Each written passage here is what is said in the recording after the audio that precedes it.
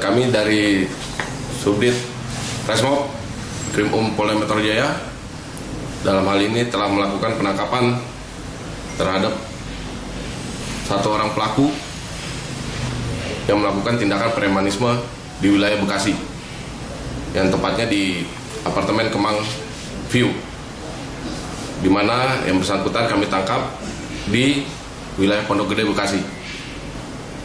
Untuk kronologisnya, yang dilakukan adalah melakukan pengancaman terhadap security yang berada di Kemang View, di mana itu sudah beredar juga videonya yang mungkin saat ini telah meresahkan warga Kemang View juga atau sekitarnya.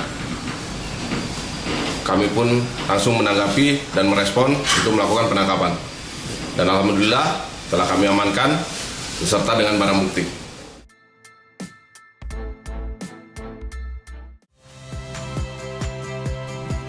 Saya Yasir Neneama. Saksikan program-program Kompas TV melalui siaran digital, pay TV, dan media streaming lainnya. Kompas TV, independen, terpercaya.